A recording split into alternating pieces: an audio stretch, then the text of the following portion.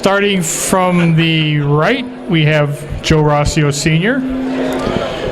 Next to him is his illustrious son, Joe Rossio Jr. Then we have Al Madden, Ron Fisher Jr., and the one and only legendary Tony Izzo, which this is finally complete because he came to one of my reunions, and it can't be a Santa Fe reunion without these guys. So, oh yeah, Dennis, come on. Get up here. And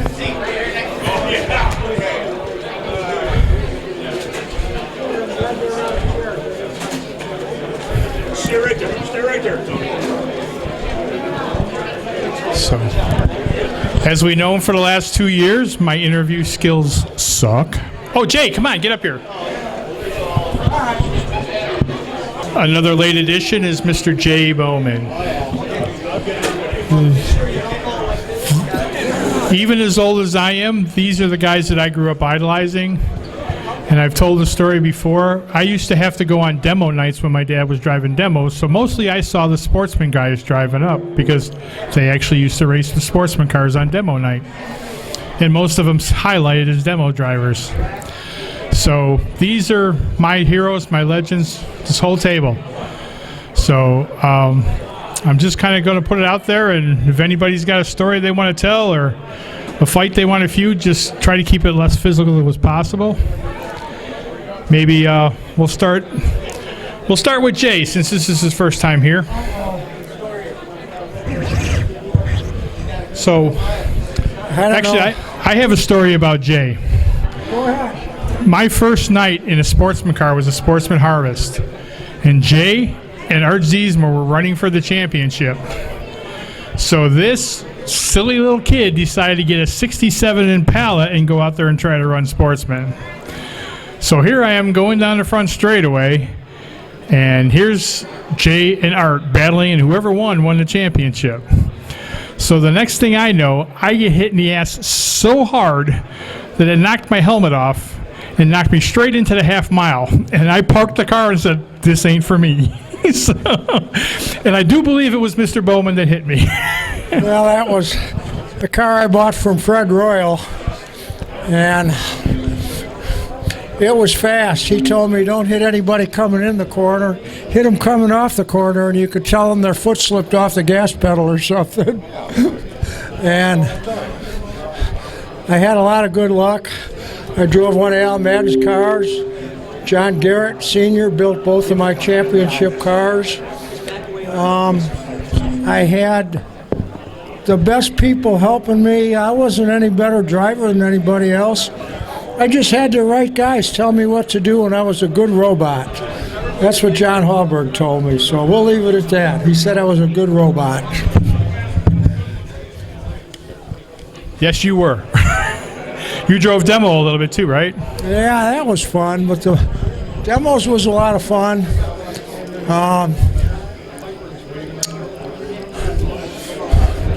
The guy in front of me when I was making laps got hit, and he was in the hospital for, I don't know, quite a long time.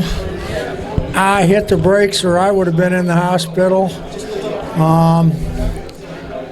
So a friend of mine, Guy Stone from Al's Radiator, he bought Bill Daniels' car. It was an Al Madden car from the body shop, and I drove that, and I bought Fred Royal's car, and smartest thing I ever did. Joe Rossio had a lot to do with Fred's thing and introduced me to John Garrett, and that was it.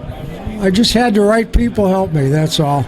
There was a half a dozen other guys that could have did what I did if they weren't real expensive cars. They were just set up right and they were easy to drive. Thank you. He was an okay driver too, so. Okay. It made it easy for me to be okay. I'm telling you, all I had to do was what they said, and if I didn't screw up, we would be in the top 2 or 3 or 4 in the feature. How about the Rossio boys? You got any stories about racing against each other or racing against Jay? Just like Jay was saying, these dirt rocket cars that I was a part of were just so easy to drive. And, as far as racing against my dad, he didn't even know I built my first race car. I snuck out away from John Garrett's shop, started building a race car, and he had already got out of racing and kind of retired. But ended up going home after a long winter, building a race car. Told my dad we need to get the truck and trailer because I got something to go pick up, and brought him over to John Garrett's race shop, and lo and behold, there's my first race car. Built it before he even knew it. So, but a lot of good stories racing against each other. It wasn't. I started. I think it was 1989 actually, and I think it was 91, 92. He couldn't stay away from it, and he built another race car. And next thing you know, we're racing against each other. So, lot of good times. A lot of good times racing against Jay too. I'll never forget the one feature that I think it was second or third, following behind Jay. And Jay was leading the feature, of course. And we were on a yellow flag coming around to get the green here pretty shortly. And all of a sudden, Jay pulls a tear off his helmet, sticks it out the window as we're getting ready to come for the green, and shaking his hand like it stuck to his hand. So he got me there. He took off with his hand out the window still, and I'm thinking he's not going to go because he's got something stuck on his hand. But yeah, some really good memories of racing both of these guys. Yeah, it's been a great time. I'd like to give a shout out to Al Madden. Me and Garrett built a lot of race cars, but if it wasn't for Al Madden, they wouldn't be the race cars they were. I mean, he taught us to be meticulous and do things the right way. And I never really give him the credit he deserved all these years. So I guess now's my chance. Like I say, if it wasn't for him, we wouldn't have built the race cars we built because he taught us how to do it right. And I'd like to give a shout out to all the guys that ain't with us no more. Fred Royal, Mel Van Allen, everybody that's not here no more. Miss them a lot. And that's all I got to say. Okay. Now we got Al Madden, who is not only a great race car driver, an excellent chassis builder. I remember going to his shop, and there would just be piles of metal because he wasn't going to take it unless it was absolutely perfect. So, and two of these gentlemen here were also kicking ass with 6 cylinders against V8s and everybody else. So, Al, you got anything you want to say? Any tips? Hello. Anyway, thanks a lot, Joe. You don't have to give me compliments. I know how you feel, and I really appreciate it. Because you know what? I'd rather see guys go out there and learn how to build these cars right and basically learn how to set them up and get them going. I really appreciate it. Yeah, I taught John Garrett a few things, and I built a couple cars for him. And, you know, John was a good guy. He learned really good, and he did very well. I wish Eke was here. Yeah, I miss a lot of the old guys I used to race with. Fred Royal and I used to have a really good time racing. Ralph Droz, he was another one. He had that big old Dodge that we used to race, and we used to fight like hell after races sometimes. But I used to tell people, let's go to Santa Fe. There's going to be a fight there tonight. Maybe a race will break out. And that was about the way it used to be when we ran Sportsman. But I'll tell you what, I'm so impressed that Tony Izzo Sr. is here today because I'll tell you what, he was my idol for years. I raced with him. And what a great racer. What a great man. He used to have a little smirk all the time that, like, I think he's got it right now. Yeah, right there. And he was a good guy. He'd always help you out. If you needed anything, he'd give it to you. And, man, he could drive. I used to like watch him on a half-mile one. He used to be going down the back straightaway, and he'd be bouncing up and down in his car trying to get to go faster. And I'm like, that ain't going to help. But he thought so. But that was fun. But he was a very, very good racer. And D. Marcel, he also was a good racer. He was racing the time when Tony, me, and Jim O'Connor and all of them raced. And we had a great time back then. That's when racing was a lot of fun. I'll tell you, we used to enjoy it. And I had fun racing with these guys. And then we got little Ronnie here. When he started racing, he was out of control. But he settled down. He got pretty good at it after a little while. The only one I didn't get to race with here basically as Joe Rossio Jr., but he was kind of small back then.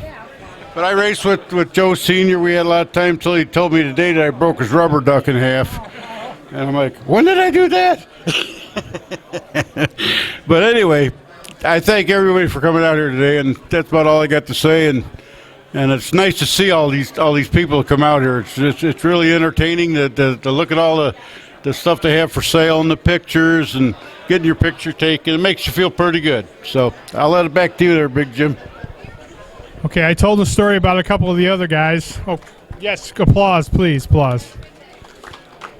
My favorite Al Madden story was after one night he obviously kicked the ass of the whole field again. I was walking out of the pits, and he was sitting on his trailer, and they wanted to tear his car down. And he just looked at him, took a sip of his beer, and said, "Go ahead. I didn't bring any tools, so if you want to tear it down, you got to tear it down yourself." Because he knew they weren't going to find anything, even if it was there. So, but anyway, that was my favorite Al Madden story.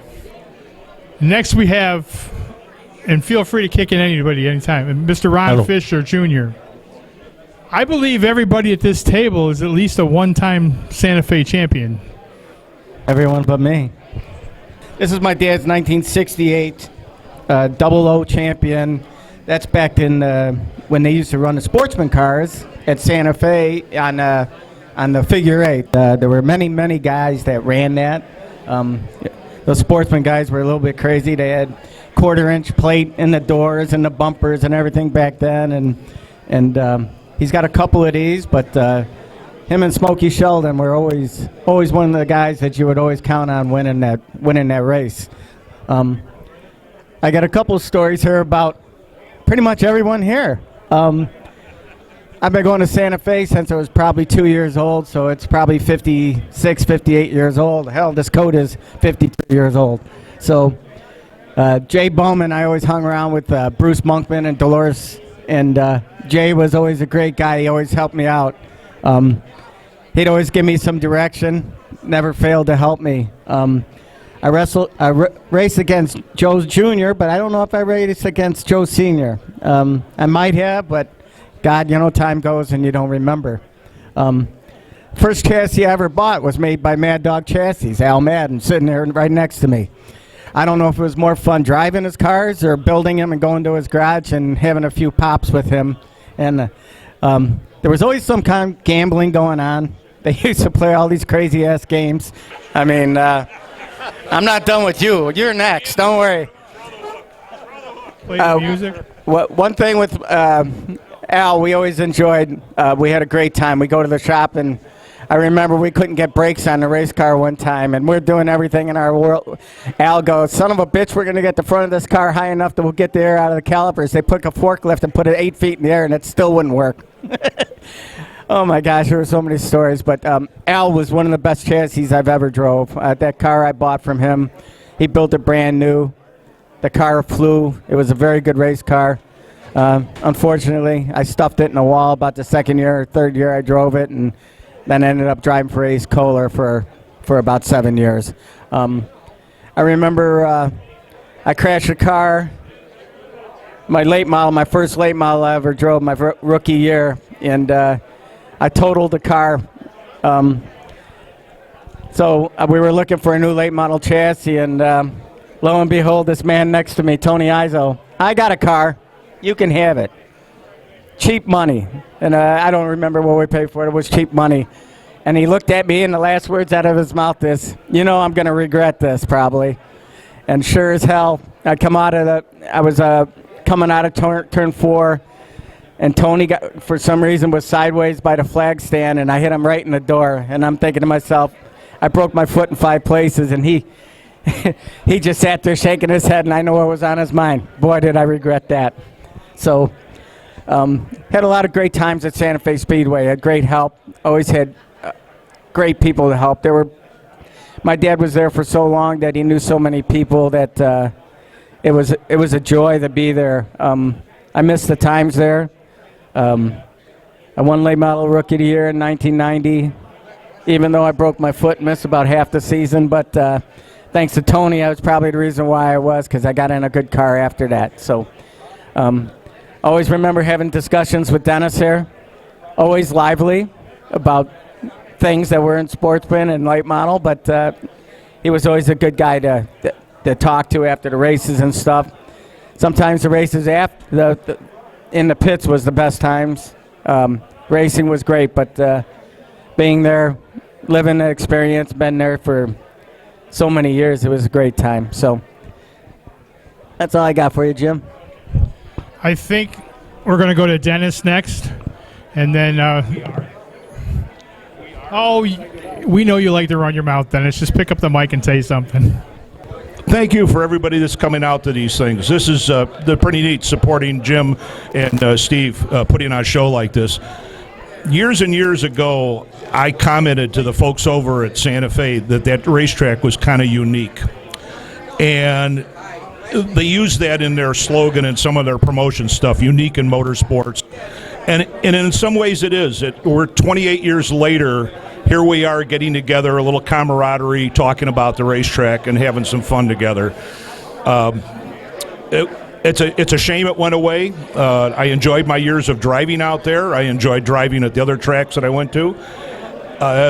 If the track was still running today, I'm sure Kenny Keene would have taught me more. I would probably be the person that was ruling over things, because that was the direction we were heading when the track decided to shut down. Contrary to popular belief, they didn't just get pushed out by the neighborhood. They got tired of the lawsuits. That's the truth. I'm still friends with the people that ran that place. Let me put my track official hat on it for a minute. This gentleman sitting next to me, what were you, 10-time track champion? 12-time? I don't know. He was perennial track champion. 7, 8 times. Many times as an official, I heard how this guy cheated and he this and that. Nah. Now, let me tell you something. He cooperated with the officials. He just knew what was going on. He knew when he hit the throttle. He knew where every race car was on the racetrack at all the times. The one feature race that I won on a quarter mile, he reminded me that he wasn't there that night. I would have beat you anyway. I was running. I was on a streak. But the truth of the matter is, and I said this the last time they had me up here on the hot seat, when we were done with the races, we're up at the beer stand having a good time. Our cars are loaded. The night's over. He was back in the garage, and he wrote down every air pressure, every tire setting, every shock absorber, every spring, everything about that car, and he got a logbook. And that's why he won championships, and it takes that kind of dedication to do that. And you'll find that any of you guys out there that are at other racetracks, you're going to find that the champions do that kind of stuff. They know everything that's going on with their vehicle. And then on a cute little anecdote, Jim made me think of something up there. When we were talking about teardowns and inspections, I used to enjoy that when we tore an engine down completely, because I use dial calipers and micrometers and things, and I used to use a spacer so that the dimension that I used was not an even dimension that somebody could look at and go, oh, 3.5 inches. It was 3.95, something or other. And then I'd calculate it out, and I'd tell the people that the cars were good or not. But we also had a manifold tear-off inspection. Mark Irvin won a race. Somebody protested his car. He went into Dennis Erb's trailer that was next door to his car, got an old manifold out, handed it to Kenny Keene. Kenny held it up, looked at the rust under the manifold. The manifold was cold, and there was cobwebs in the bypass underneath. And by that time, Dennis Erb had left, and Mark Irvin was, oh, that's the manifold, that's the manifold. And we disqualified him. And then he protested to NASCAR and stuff. But it was comical that he thought he could hand us a cold manifold and get away with it. And there's probably a million more stories. And as a senior moment, I can't remember any of them. So It's only a 4-hour let's show. talk with this champion here if we can, Jim. Okay. I'm a little humbled to introduce this man, because anybody that ever went to Santa Fe, even once, knows who this man is. I believe it was a 7-time championship. It could have been 8. But he's a legend, and he's a hero, and he, as far as I'm concerned, is Mr. Santa Fe, Mr. Tony Izzo. I don't know. Do I got more? Well, I thank all you folks for coming here. I never came, and everybody used to tell me, "You don't know what you're missing." I just kind of, you're right. I thank all of you, Jimmy, and the automobile racing when we did race, because it wouldn't have been for you fans, it would have been no entertainment. That's one thing I learned about racing cars. I used to think, well, it's all about the money. Then someday I woke up and somebody told me, no, you're in the entertainment business. I didn't understand what that meant, entertain. So, yeah, one of the most, I guess, stupidest thing I did, I was on a half mile. I hadn't been racing long. I think I was on the pole. We were on a half mile. I come down the front straightaway fast as I could go, and I turned left on the quarter. Came out the back straightaway. I was ahead of everybody. I said, "Oh boy, this is all right." It was embarrassing, as I'm sure I did many embarrassing things there. I thank you all for coming, and that we're all still here. And I really we miss the people that are not here. They had a lot to helping us with a lot of things too. But thank you, thank you, thank you. Thank you, Tony. Thank you very much. I appreciate you coming out today. I appreciate you all coming out here today. There's a couple people out there that I wanted up here, but they must not like me. Mr. Bruce Artler, Teddy and Jim Loomis, who are also exceptional Santa Fe drivers. And those that can't be with us today is W.E. Smith, who you all knew as Smitty in the Cookie Monster car, Bob Pullman Sr. All the photos you see around this show are people who are no longer with us, unfortunately.